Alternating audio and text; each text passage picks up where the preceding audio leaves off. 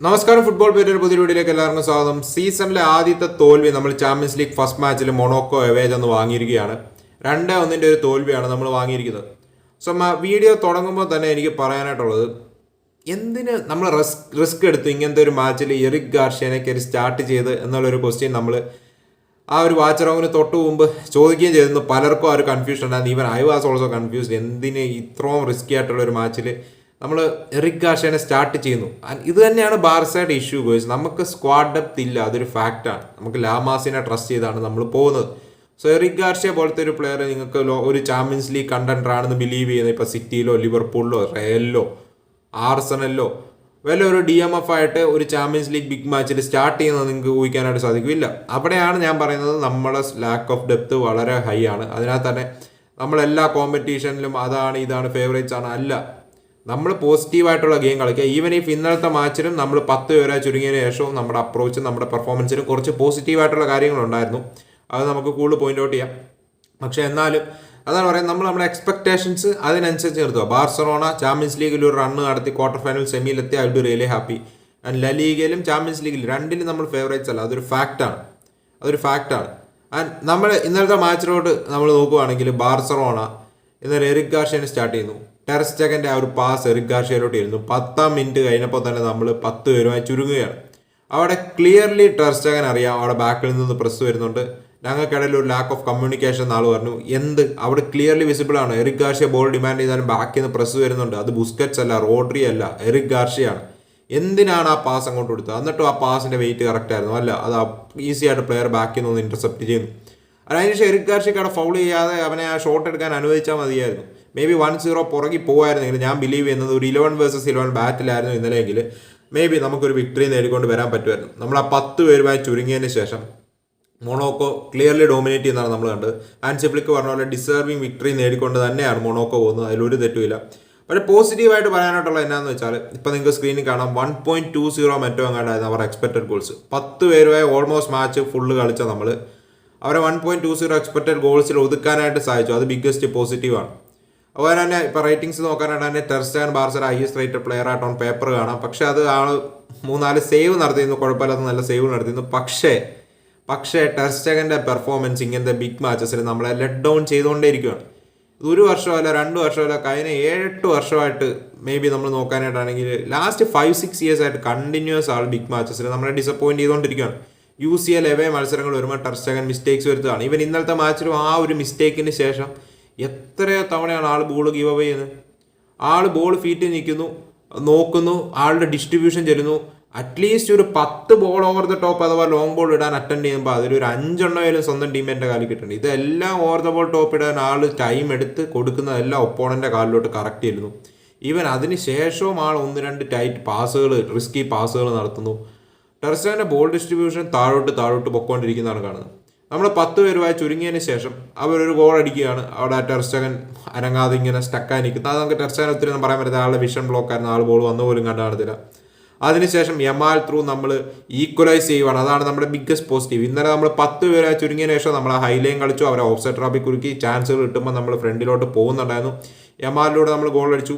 Even 1-1 ആയ സമയത്ത് വീണ്ടും യമാലിന് ഒരു നല്ല ചാൻസ് ഉണ്ടായിരുന്നു. ബാൾഡയ്ക്ക് ഒരു നല്ല ചാൻസ് അതിനുശേഷം കിട്ടിയിരുന്നു.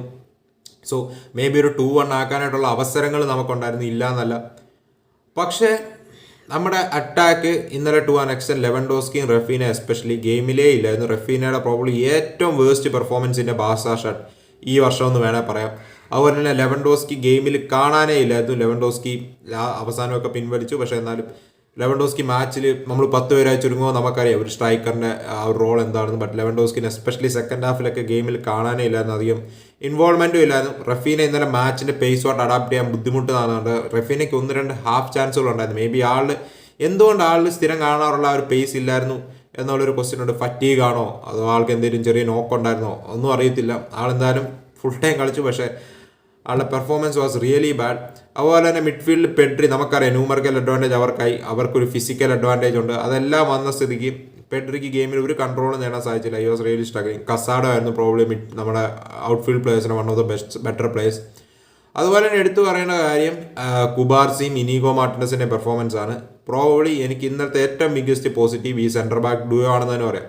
അവർ രണ്ടുപേരും ഇന്നലെ നല്ല പ്രോപ്പറായിട്ട് തന്നെ ഡിഫെൻഡ് ചെയ്ത്. ശരിയാണ്, എംബോളോ മേ ബി ക്ലിനിക്കലാവുകയാണെങ്കിൽ അവർ ലീഡ് നേരത്തെ എടുക്കേണ്ടതാണ്. പക്ഷേ അല്ലാതെ നമ്മൾ നോക്കാനായിട്ടാണ് സെറ്റ് പീസ് ഡിഫെൻഡിങ്ങിൻ്റെ കാര്യത്തിലാണെങ്കിൽ ധാരാളം കോർണേഴ്സ് ഇന്നലെ മൊണോക്കോ നേടി.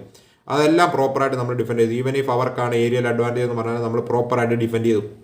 ആൻഡ് കുബാർസിയുടെയും ഈഗോ മാർട്ടിനസിൻ്റെ ഈവൻ ഇഫ് അവരെ ഓഫ് സൈഡ് ട്രാപ്പിൽ കുടിക്കിയതിന് ശേഷവും അവർ ഷോട്ട് എടുക്കാൻ പോകുമ്പോൾ ചെന്നുള്ള പ്രോപ്പർ ബ്ലോക്കുകളും അന്യായ ടാക്കിളുകളും നടത്തിയിരുന്നു. അനിനീഗോ മാർട്ടിനസിൻ്റെ ഒരു സൂപ്പർ ആയിട്ടുണ്ട്. അത് പെനൽറ്റി വിളിച്ചു, അതോ പിന്നീട് ഓവർ ടൈം ചെയ്തിരുന്നു. അത് നല്ല പീസ് ഓഫ് ഡിഫെൻഡിങ് ആണ് നമ്മൾ ഇനീഗോ മാർട്ടിനസിൻ്റെ കയ്യിൽ കണ്ട്. അത് 3-1 ആക്കാനൊരു അവസരമായിരുന്നു. ആ പെനൽറ്റിയാണ് ആദ്യം കൺസീഡ് ചെയ്തത്. പക്ഷേ അത് ഓവർ ടൈം ചെയ്തു. ആ ഒരു ഇൻസിഡൻ്റ് ഉണ്ടായിരുന്നല്ലോ ബോക്സിൽ വന്ന സെക്കൻഡ് ഹാഫിൽ 2-1 എടുത്തതിന് ശേഷം വന്ന ആ പെനൽറ്റി കോൾ. അതൊക്കെ നല്ല പീസ് ഓഫ് ഡിഫെൻഡിങ് ആണ് അവിടെ ഇനീഗോ മാർട്ടിനസ് നടത്തിയത്. സോ ഓവറോൾ നമ്മൾ നോക്കാനായിട്ടാണ് ഇന്നത്തെ മാച്ചിലെ one of the biggest positive. ഇനി നമുക്ക് ഇനീഗോ കുബാർസിനെ ബിഗ് മാച്ചുകളിൽ ട്രസ്റ്റ് ചെയ്യാം എന്നുള്ളൊരു കോൺഫിഡൻസ്, പ്രത്യേകിച്ച് മൊണോക്കോ എവേജ് എന്ന്. Monaco is really good side. നമ്മൾ അവർ സ്ക്വാഡ് നോക്കാനായിട്ടാണ് വളരെ വളരെ നല്ലൊരു സൈഡാണ് അവർ. സോ ഞാനിപ്പോഴും ബിലീവ് ചെയ്യുന്നു 11 vs 11 ആയിരുന്നെങ്കിൽ റിസൾട്ട് മാറിയാനെ. നമുക്ക് 10 പേരുമായ അവരെ 1.20 എക്സ്പെക്റ്റഡ് ഗോൾസിൽ ഒതുക്കാൻ സാധിച്ചു. നല്ലപോലെ ഡിഫെൻഡ് ചെയ്യാൻ സാധിച്ചു. അതൊക്കെ ഒരു പോസിറ്റീവായിട്ടുള്ള കാര്യമാണ്. പിന്നെ നമ്മൾ നമ്മുടെ ബെഞ്ചിൽ നിന്ന് ഇറങ്ങിയ പ്ലേയേഴ്സിനെ നോക്കാനായിട്ടാണ് നിങ്ങൾക്ക് കാണാം. അൻസു ഫാറ്റി വന്ന അവസാനം ഈ അവസരങ്ങളൊന്നും ചെയ്യാനായിട്ടില്ലായിരുന്നു. പക്ഷേ ഈവൻ ഈഫ് നമ്മൾ 2-1 പുറകെ പോയതിനു ശേഷം നമ്മൾ അറ്റാക്കിംഗ് സീക്വൻസുകളിൽ ചാൻസുകൾ ക്രിയേറ്റ് ചെയ്യാൻ ശ്രമിച്ചു. എന്ന് പറഞ്ഞാൽ ക്ലിയർ ചാൻസുകൾ കിട്ടിയെന്നല്ല, നമുക്ക് ക്ലിയർ ആയിട്ടുള്ള ചാൻസ്. സെക്കൻഡ് ഹാഫിൽ പ്രോബ്ലം നമ്മൾ ഷോട്ട് ഓൺ ടാർഗറ്റ് പോലും എടുത്തിട്ടില്ല. പക്ഷേ എന്നാലും നമ്മൾ ശ്രമിക്കുന്നുണ്ടായിരുന്നു. അതൊരു ബിഗ്ഗസ്റ്റ് പോസിറ്റീവായിട്ടുള്ള ഒരു കാര്യമാണ്. നമുക്കറിയാം മാച്ച് ഫുള്ളോളം 10 പേരുമായി കളിക്കുക ഡിഫിക്കൽട്ടാണ്.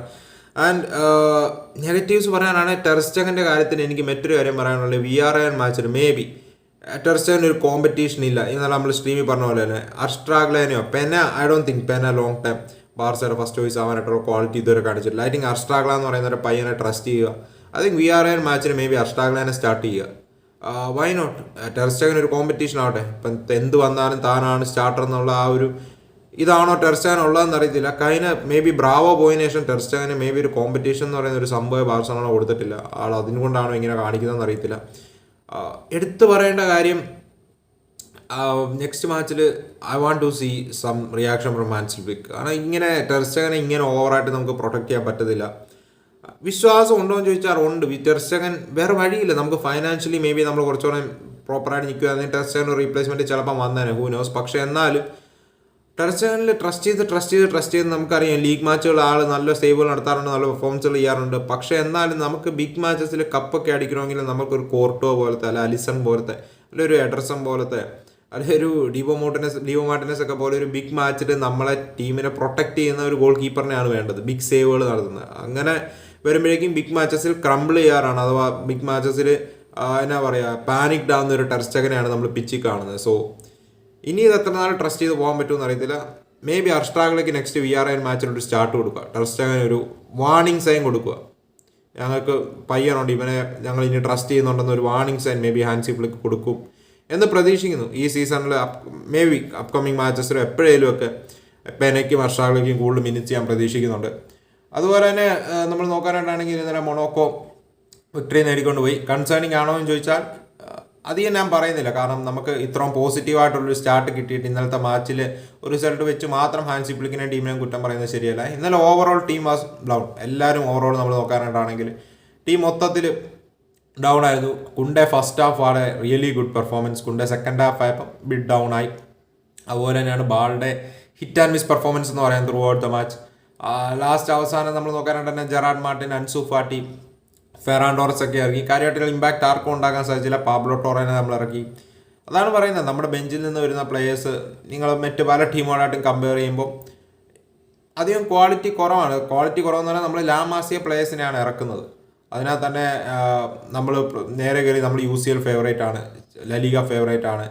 ബ്രോ നമ്മൾ സ്റ്റാർട്ട് അടിപൊളിയാണ്. ഇങ്ങനെ പോസിറ്റീവായിട്ട് തന്നെ കളിച്ച് പോകുമെന്ന് പ്രതീക്ഷിക്കുന്നു. എന്തെങ്കിലും ട്രോഫി കിട്ടുവാണെങ്കിൽ അത് ലോട്ടറി എന്നുള്ള രീതിയിൽ നമ്മൾ കൺസിഡർ ചെയ്യുക. കാരണം നമുക്കിതൊരു ട്രാൻസിഷൻ സീസണാണ്. നമുക്ക് ഈ ഒരു സീസൺ നമ്മൾ പറഞ്ഞ പോലെ തന്നെ ലാമാസിനെ ഡിപ്പെൻഡ് ചെയ്യുന്ന ഒരു സീസണാണിത്. സോ അതിനകത്ത് തന്നെ നമ്മൾ ഓവർ എക്സ്പെക്ട് ചെയ്യുന്നത് ശരിയല്ല. ആൻഡ് ഇന്നലത്തെ മാച്ചിൽ നമ്മൾ നോക്കുവാണെങ്കിൽ തോറ്റെങ്കിലും to an extent I am okay with the performance. ശരിയാണ്, എല്ലാവരും ബെസ്റ്റ് അല്ലായിരുന്നെങ്കിലും I am okay with the performance. കാരണം 2-1 നമ്മൾ അവരെ ഒതുക്കി 10 പേരുമായിട്ട് ചുരുങ്ങിയതിന് ശേഷം അതൊന്നൊരു എന്നാ പറയുക ഇതല്ല. മേ ബി ടെർ സ്റ്റെഗൻ കുറച്ചുകൂടെ ബെറ്റർ ആകുമായിരുന്നെങ്കിൽ ഈവൻ ഇഫ് ആ second goal may be ter സ്റ്റെഗന് സേവ് ചെയ്യുന്നത്. എനിക്ക് പേഴ്സണലി പറയും പവർഫുൾ ഷോട്ടാണ്, അതാണ് ഇതാണ്. ബ്രോ കമോൺ, അതാണ് സ്ട്രേറ്റ് വന്ന ഒരു shot he should have done better. Even if ആ സെക്കൻഡ് ഗോളിൽ നമ്മൾ നോക്കാനായിട്ടാണെങ്കിൽ അവന്മാർ just ball over the top ഇടുന്നു, ഇനിഗോ മാർട്ടിനസിന് മുകളിലൂടെ ഹെഡർ മിസ്സാവുന്നു, ടെർസാനിലൂടെ ആ ഒരു ഷോട്ട് എടുക്കുന്നു, ടെർസാൻ ആ സേവ് ചെയ്യാൻ സാധിക്കുന്നില്ല, ഡിഫ്ലക്ട് ചെയ്ത് കയറുകയാണ്. ഐ തിങ്ക് ശരിയാണ്, അങ്ങനെ ഗോളുകൾ കൺസീഡ് ചെയ്യപ്പെടാം. പക്ഷേ ഇത് എപ്പോഴും ഇങ്ങനത്തെ ഗോളുകൾ കൺസീഡ് ചെയ്യുമ്പോഴേക്കും ഐ തിങ്ക് അവിടെ എന്തൊക്കെയോ ഇഷ്യൂ ഉണ്ട്. Even last year PSG match, അതിന് മുമ്പ് ആൻഫീൽഡിലെ മാച്ച്, ഈവൻ റോമ മാച്ച്, എത്ര മാച്ചുകളിൽ ടെർസ്റ്റഗൻ മിസ്റ്റേക്സുകൾ വരുത്തുന്നത് നമ്മൾ കണ്ടല്ലേ. സോ ഐ ഡോണ്ട് നോ, എന്തായാലും നിങ്ങളുടെ ഒപ്പീനിയൻ പറയാം. എന്തൊക്കെ ചേഞ്ചസ് ആണ് ബാർസലോണ വരുത്താനായിട്ട് ആഗ്രഹിക്കുന്നത്? മേ ബി VRL മാച്ചിൽ നമ്മൾ നോക്കുവാണെങ്കിൽ ഫ്രാങ്കി ഡിയോങ് തിരിച്ചു വരുമെന്ന് കേൾക്കുന്നു. അത് ബിഗ്ഗസ്റ്റ് പോസിറ്റീവാണ്. ഫ്രാങ്കി ഡിയോങ്, ഗ്യാവി ഇവരൊക്കെ തിരിച്ചു വരുന്നത് ഹ്യൂജ് ബൂസ്റ്റ് ആയിരിക്കും. അതുപോലെ തന്നെ ഇന്നലത്തെ മാച്ചിൽ ഡാനി ഓൾമോനെ പ്രസൻസ് ഇല്ല എന്നതും അടിയായിട്ടുണ്ട്. മേ ബി ഇന്നലെ ഡാനി ഓൾമോ പിക്ചർ ഉണ്ടായിരുന്നെങ്കിൽ നമുക്ക് പെഡ്രിക്കൊക്കെ കൂടുതൽ റിലീഫായാണ്. കാരണം സെൻട്രൽ ഏരിയാസിൽ മിഡ്ഫീൽഡിൽ വന്ന് ഓപ്പറേറ്റ് ചെയ്യാനായിട്ടും ആ ഒരു പ്രസ് ബീറ്റ് ചെയ്യാനായിട്ടും നമുക്കറിയാം ബിഗ് ഗെയിംസിൽ അത്യാവശ്യം പെർഫോം ചെയ്യുന്നൊരു പ്ലെയറാണ് ഓൾമോ. അതുപോലെ തന്നെയാണ് ആൾ നല്ലതാണ്. ഇവന് ഫിസിക്കൽ ഒപ്പോണൻസ് ആണെങ്കിലും എത്ര ഫിസിക്കൽ ബാറ്റിൽസിലും ആളുടെ on the ball ability helpful ആയേനെ. പക്ഷേ ഇന്നലെ ഡാനി ഓൾമോ അവൈലബിൾ അല്ല. ഇതാണ് ഡാനി ഓൾമോയുടെ ഇഷ്യൂ. ആളുടെ ഫസ്റ്റ് ഇഞ്ചുറി വന്നു, കുറച്ച് മാച്ചുകൾ മിസ് ചെയ്യും, ഇനി കുറച്ച് നാൾ അതിന് തിരിച്ചു വന്നിട്ട് വീണ്ടും അടുത്ത ഇഞ്ചുറി വരും, കുറച്ച് നാളുകൾ കളിക്കും, വീണ്ടും ഇഞ്ചുറി വരും. അങ്ങനെ ഒരു ഇഞ്ചുറി സൈക്കിൾ റിപ്പീറ്റ് ചെയ്യുന്ന ഒരു പ്ലെയറാണ് ഡാനി ഓൾമോ. സോ ഒരു സീസണിൽ 30 മാച്ചൊന്നും ഡാനി ഓൾമോയുടെ എക്സ്പെക്ട് ചെയ്യാൻ നമുക്ക് പറ്റത്തില്ല. അതായത് 30 എന്ന് പറഞ്ഞാൽ ലീഗിൽ മേ ബി ഒരു 40-50 മാച്ചസ് ഒന്നും ഡാനി ഓൾമോയുടെ എക്സ്പെക്ട് ചെയ്യാൻ പറ്റത്തില്ല. ഓൾ കോമ്പറ്റീഷൻ 30 മാച്ച് 35 മാച്ച് 30 മാച്ചേലും കിട്ടണം ഓൾമോടെ. നമ്മൾ ഇറക്കിയ പൈസ വെച്ച് അറ്റ്ലീസ്റ്റ് ഓൾ കോമ്പറ്റീഷനിൽ നമുക്ക് 30-35 മാച്ച് കിട്ടണം പുള്ളിനെ. അതിലും കിട്ടുമെന്ന് പ്രതീക്ഷിക്കാം, അതേ പറയാൻ പറ്റത്തുള്ളൂ. എന്തായാലും ഇന്നലത്തെ ഒരു മാച്ച് ഒരു ഐ ഓപ്പണർ ആവട്ടെ. ഇനി അടുത്ത നമ്മൾ യങ് ബോയ്സിനാണ് ചാമ്പ്യൻസ് ലീഗ് നേരിടാൻ പോകുന്നത്. നമുക്ക് നോക്കാം എന്താവുമെന്ന്. എന്തായാലും അടുത്ത 7 മാച്ചസിലും നല്ല പോസിറ്റീവായിട്ടുള്ള ഒരു റെസ്പോൺസ് ഞാൻ ഹാൻസി ഫ്ലിക്കിൻ്റെ കയ്യിൽ നിന്ന് പ്രതീക്ഷിക്കുന്നുണ്ട് ചാമ്പ്യൻസ് ലീഗിൽ. ഈവൻ ഇഫ് നെക്സ്റ്റ് VRL മാച്ചിൽ ഇതിനുള്ള ഒരു റെസ്പോൺസുമായിട്ട് നമ്മൾ തുടങ്ങുമെന്ന് പ്രതീക്ഷിക്കുന്നു. സോ നിങ്ങളുടെ ഒപ്പീനിയൻസ് പറയാം. അപ്പോൾ നമുക്ക് മറ്റൊരു വീഡിയോ കാണാം. അതുവരേക്കും.